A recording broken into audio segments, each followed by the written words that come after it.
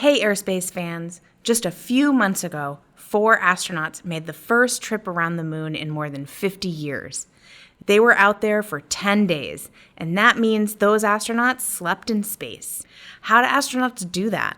We asked that question a few seasons ago, and we're revisiting that episode today. Enjoy! Yeah, picture trying to sleep for 2 weeks in a Karmann Ghia without rolling down the windows or opening the doors. In a what? Karmann Ghia? I don't know what that is. Nobody knows what a Karmann Ghia is.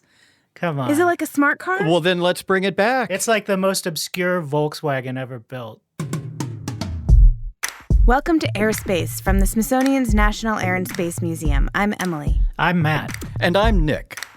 Every night for more than 20 years, people have been asleep in outer space. Sleeping in space goes back almost as far as people in orbit, beginning with a cosmonaut in 1961. Astronauts have slept in capsules, shuttles, and space stations, usually in sleeping bags, but sometimes on the ceiling, in the airlock, or wherever else they feel like it. When you're floating, anywhere can be your bed. We spoke to a shuttle astronaut about catching Z's in zero-G, to sleep in space, perchance to dream in space, today on AirSpace, presented by Olay. So today on the International Space Station, we have images of how astronauts sleep there, and we know that they have sleeping compartments, which aren't exactly the most well-appointed sleeping compartments. They're kind of like closets that astronauts are able to sort of shut themselves up in to get away from the rest of the crew and all of the activities and sort of take their turn at sleep. But it hasn't always been that way. Yeah, we're starting in the moment, and the ISS does have more specialized sleep chambers than previous programs, and we'll get back into the primitive old days pretty soon. And if you're envisioning something that you would buy at IKEA and then try to sleep inside, that's actually not too far from like the 3 dimensions of it, although we should note it's anything but basic. This is the most expensive object human beings have ever produced. So yeah, it's just a closet, but very, very, very posh if you're counting the dollars and cents. European Space Agency astronaut Samantha Cristoforetti gave a video tour of the crew quarters a few years ago. Come on, I'll give you a tour. As you can see, there isn't a whole lot of space in here. It's really just the space for our sleeping bag and for us to sleep, and then for a few personal items and stuff of regular use. Now, in case you're wondering, astronauts don't spend a ton of time in those little sleeping quarters, just the time that's necessary to get the rest that they need. But as you could imagine, it's very necessary that you get rest in space. We did an episode a season back or a couple seasons back where we talked about self-care in space and how important it was not just for astronauts to get appropriate sleep, but also for astronauts to have some downtime to sort of pursue some of their own things that are not necessarily work-related. For a lot of astronauts, that includes their physical fitness regime in order to stay healthy in space. But a lot of times it's sitting in the cupola and taking pictures or reading a book or watching a movie. Sleep is just as important as some of the other self-care routines that astronauts engage in when they're in space. But I think it's hard for me to imagine what it's like to sort of tuck yourself in at night in a place where there kind of isn't really an up. And of course, we have our sleeping bag. I usually roll it up during the day so that it's not in my way. And then when it's time to sleep, I open it up. And then I can slide in.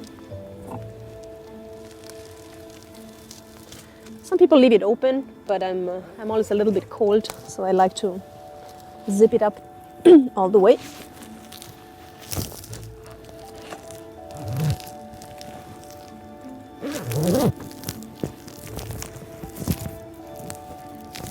And then some people like to tie themselves, but I actually don't. I really like to just float when I'm sleeping, so that's really it. I would turn the light off and good night. So, you know, the ISS isn't the only space station out there. There's also now a Chinese space station called Tiangong. And the main module, the Tianhe module, which went up last year, is already operating, has already had multiple crews on it. And so there are astronauts sleeping on that station as well. And as I've seen the sleeping quarters in one image that I saw online, somewhere next to the astronaut and their sleeping bag is a window out into space. Can you imagine that? Sort of sleeping quarters with a view. Yeah, so a little bit of personal space, a little bit of meditation. You got to see the Earth outside your window. It's really kind of this wonderful place to be, even though you're really only there in a utility sense. You're getting maybe a smidge of personal time in the middle of your big workday, and then it's really just so you can get the rest that you need to continue with the mission. Not so in the shuttle era. The shuttle did not have the little sleep closets that we're discussing now. It was a whole lot more of a free-for-all. So the space shuttle was kind of like a slumber party. That's astronaut Dr. Mike Massimino, who flew 2 Hubble service missions, STS-109 and STS-124, for a total of 24 nights sleeping in space. We all were, all of us were in sleeping bags. We did not have, on the missions I were on, there were some missions where they had sleep quarters. Those were typically for 24-hour round-the-clock operations for some space lab missions.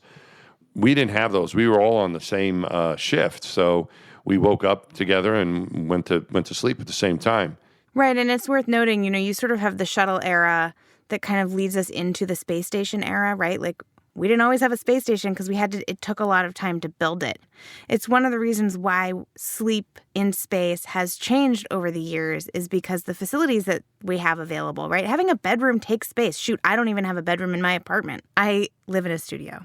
I'm actually kind of jealous of this Chinese space station with windows near their bedroom because I don't have one. But it's still really important to keep in mind, as Nick mentioned, you're in the shuttle era. Sleeping in space in the shuttle era evolves into sleeping in space in the ISS era. And I think, a lot of people are deceived when they see the space shuttle into thinking that there's a lot of space inside of the shuttle, right? Because it's a big vehicle. But the majority of that space is not pressurized.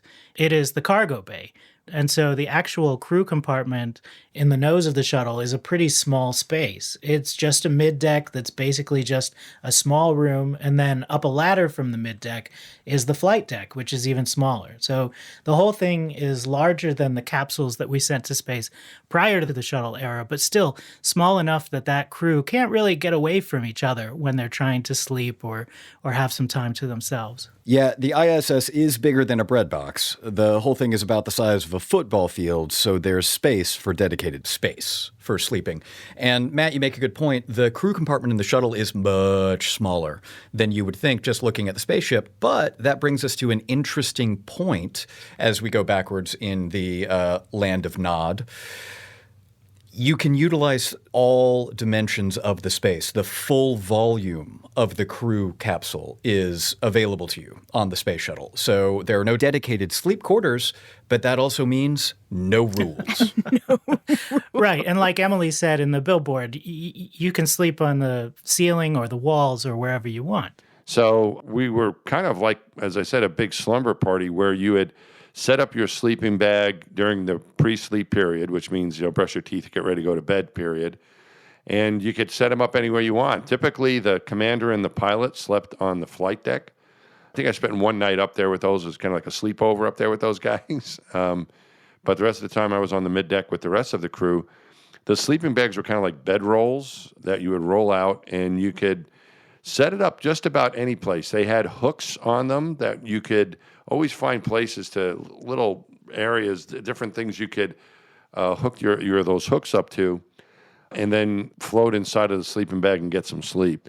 I typically tried to put mine on the ceiling because I thought that was kind of cool. You can sleep anywhere you want. So, but that's the way we did it. So there were typically 5 of us in various locations on the floor, on the walls. John Grunsfeld used to like sleeping in the airlock, and the pilot and commander typically upstairs on the flight deck. So the other thing, what always strikes me about trying to sleep in space is how the hell can you even do it, right? At least I would be incredibly excited about being in space in the first place, and I can't imagine that I would sleep for at least the first few days.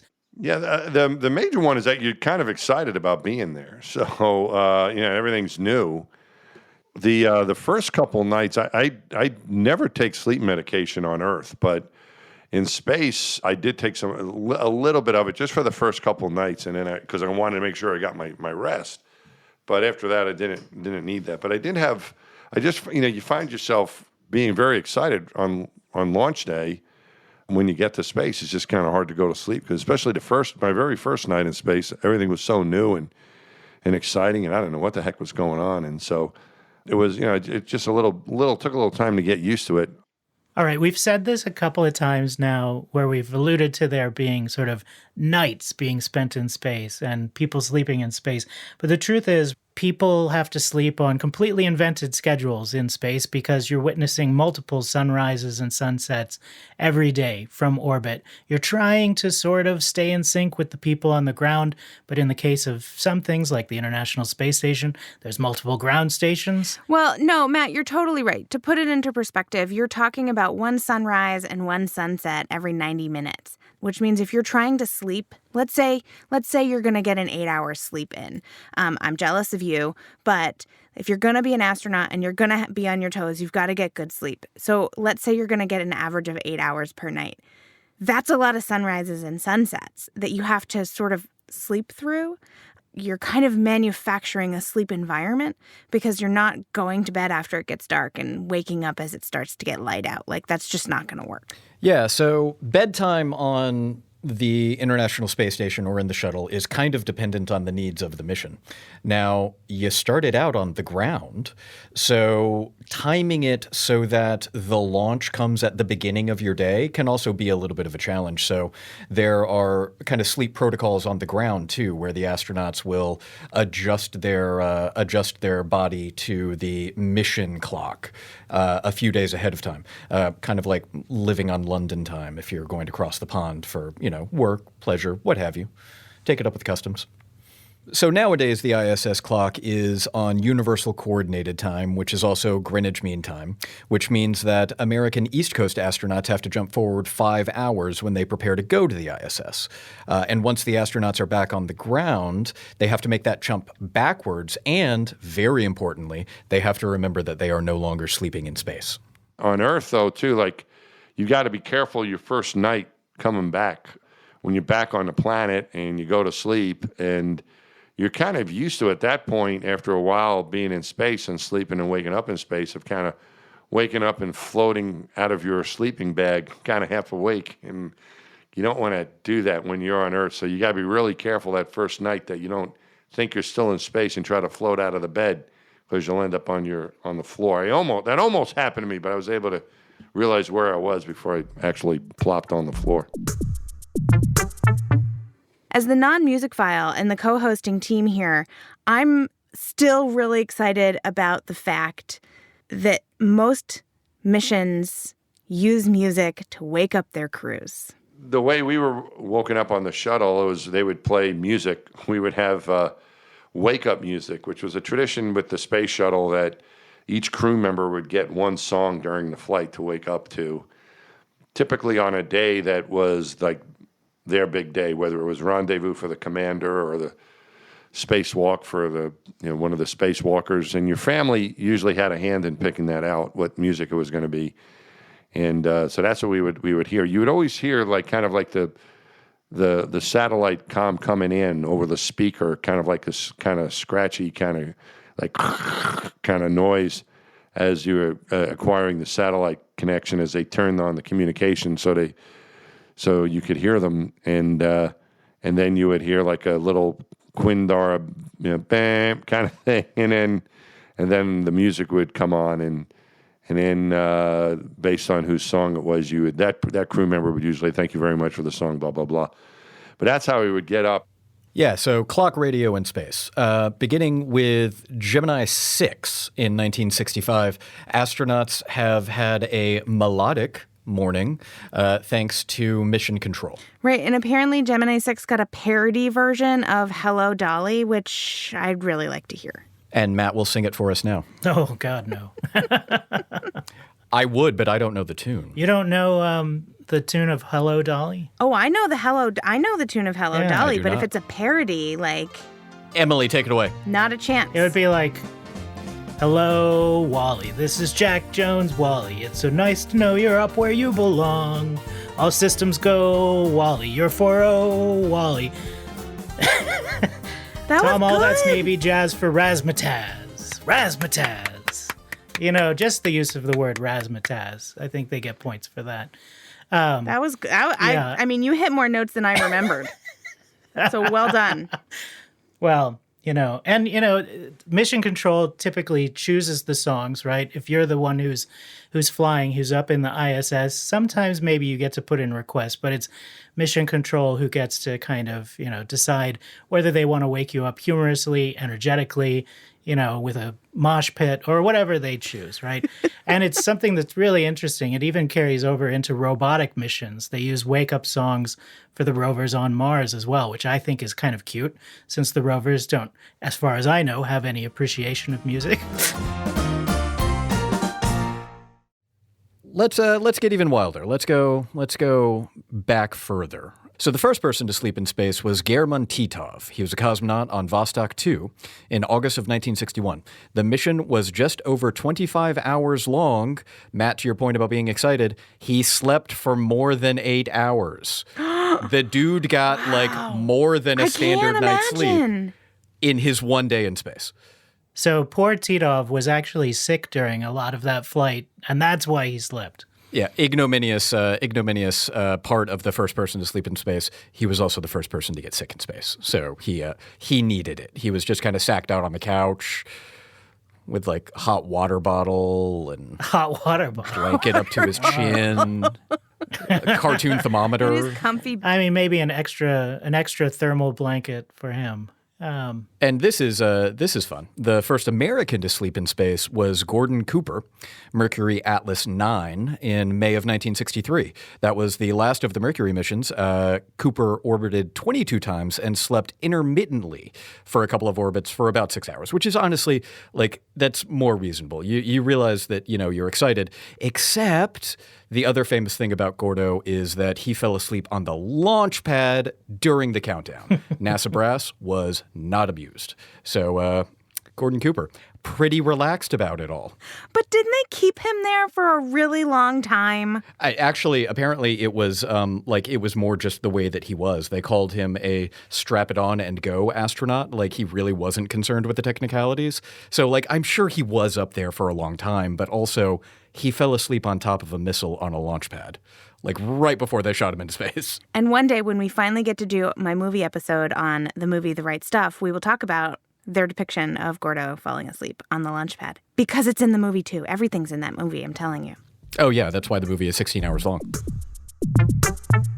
So it was inevitable that as these missions got longer, more complicated, people were going to need to start sleeping more regularly in space. And it was a challenge for NASA at first to figure out, how do you actually get your astronauts to sleep and do all of the tasks that you're asking them to do at the same time, right? How do you balance the sleep schedule with the work schedule in space? Right, and so most of the Gemini crews slept in space after about Gemini 4. So we had 2 astronauts in a pretty small capsule, and they slept in shifts so that one person would stay awake to talk to mission control and deal with anything that came up.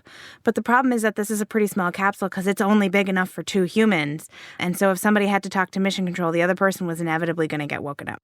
Anyways, so during Gemini 5, which I know you'll all be surprised to find out was after Gemini 4, the astronauts sort of took it upon themselves to start sleeping at the exact same time because they were kind of fed up with this whole, like, I'm gonna get some sleep while you talk to mission control over there and totally interrupt it. Yeah, and by that point, I think there was enough confidence in the sort of the spacecraft systems that mission control felt like they didn't have to constantly be checking in with the astronauts every 15 minutes to make sure that everything was working properly. I think astronauts took the first step in initiating that, but mission control followed their lead and decided, yeah, it's probably good if we give them some quiet time to sleep every now and then.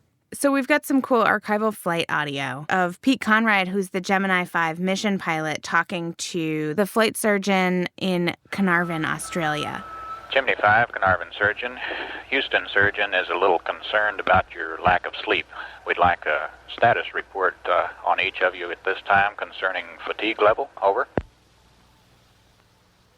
Yeah, Roger, we just been catnapping about 40 minutes on and 40 minutes off and 40 minutes on and 40 minutes off.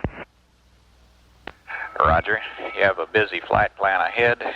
We recommend you try to sleep during your program sleep period if you can, so as not to get behind on the fatigue curve. Carnarvon Surgeon out. We're trying to, but you guys keep giving us something to do. That's Carnarvon Campcom. We're standing by. Everything looks good on the ground. Okay, so now let's go to the moon, gang. So by Apollo 8, NASA was still working out how the sleep schedules worked best for like the super long duration, like deep space flights. Apollo 8 was the first mission to leave low Earth orbit and travel to the moon. And part of the things that they were testing out was how sleeping was going to work on lunar flights. Frank Borman, the commander and the voice in this recording, was communicating with Capcom in Houston when each of the crew members would be asleep as they took navigational angles on their way into lunar orbit. So the big message is that we'd like to work around whatever your desires are. If you'll let us know, I will pick some stars and some angles and have them ready for you. Okay, Houston, the CMP will be up at 36 hours. The LMP is going to sleep now, and he'll sleep through till 40, and then I'll stagger that in, try to go to sleep around 30 or 37, so that by the time we get to day 3, we'll all be back on the right sleep cycle. Okay, real fine. Thank you. And one of the reasons he was able to do that, too, was that they were now wearing headsets so that if one astronaut was talking to ground control, not everyone had to hear what ground control was saying.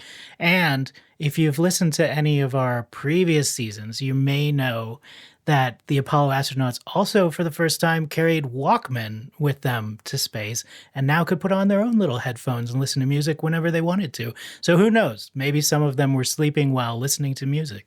So, and Apollo was another time when you get the full volume of the spacecraft. The Apollo command modules weren't huge, but they were huge compared to like Mercury and Gemini. So some of the astronauts actually chose to sleep underneath the seats because when you have no gravity to bother with, the space underneath the couches that you sit in to launch is actually, it's pretty big. They could do flips. They could stretch out a little bit. One interesting thing about this is, ever since those capsules came back to Earth, right, we've, of course, dealt with them only in the context of Earth's gravity. And that includes the conservators and the curators here at the museum. But a few years back, when we did the 3D scanning of those capsules, we kind of made it digitally so that you could float around the capsule. And we finally got, the same view of that area under the seats that the astronauts had. And it does look a lot roomier when you're under there than it does from above. We'll post the link to that 3D scan of the Apollo 11 command module on the social medias. Things get a lot more spacious when you don't have to worry about gravity. So let's worry about gravity. It turns out sleeping on the moon was a huge challenge. Going back into the collection, as Matt was just talking about, a few years ago when we collected something known now as the Armstrong Purse, which was a bag of kind of miscellaneous spacecraft parts that Neil Armstrong had kept in a closet and his wife donated to the museum. One of the things that we found was a little utility strap. And by looking at the hook on the utility strap, we found paint from a handhold in the ceiling and realized that because they had not planned on how to sleep in the lunar module and because there were no seats in the lunar module, Neil and Buzz had actually rigged not quite a hammock. It was literally just a strap that Neil used to keep his feet up off of Buzz. Like, it was really primitive. And allegedly, they did not sleep well. I mean, yeah, they were excited, but also this is Neil Armstrong, so you think he could sleep anywhere. It was not very comfortable. Well, and the other problem was that there was a noise they couldn't figure out what it was while they were trying to sleep, and it bothered them to no end. They kept hearing this sort of, I think it was sort of like a dinging, gurring noise, and it turned out it was just the noise from the water cooler making that noise all night long. But they were like, oh my God, something might be wrong with this spacecraft. How can we be sleeping? Yeah, the water pump freaked out Al Bean on Apollo 12 as well, and it's just as well that he was awake because back in Cape Canaveral, they had laced Pete Conrad, the commander's boots too tight, so tight that it was pulling on the shoulder of his spacesuit. So he couldn't sleep either. Al Bean was mostly awake. So they actually had to both get up and relace Pete Conrad's boots. So they didn't sleep particularly well. Apollo 13, clearly no one was getting any shut-eye. And then poor Apollo 14 landed on a 7-degree tilt. So it was just a really not very conducive way to get a night's rest. It really wasn't until like the later Apollo flights that sleeping on the moon became as comfortable as you would want it to be in 1/6 gravity. AirSpace is from Smithsonian's National Air and Space Museum. It's produced by Katie Moyer and Jennifer Weingart. Mixed by Tarek Fuda. Did you know that AirSpace has a monthly newsletter? You can sign up through the links in the show notes. And follow us on Instagram and Twitter at AirSpacePod. AirSpace is presented by Olay and distributed by PRX.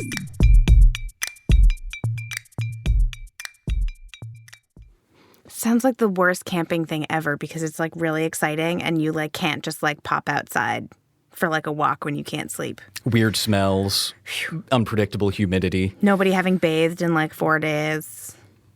Yeah. I bet it got a little rank in there. A little gamey. I think it was Jim Lovell who described his time on his Gemini mission as like having spent a week in a porta potty or something like this. That it was like terrible. Yeah, having spent a week in a porta potty with a buddy, and I think it was a Lovell mission. It might have been the one that he was referring to, where when they opened the hatch, the Navy frogman who was there to help them get out of the spacecraft and into the raft, like fell backwards into the water because the stench was so incredible. Oh, I can only imagine. Yeah.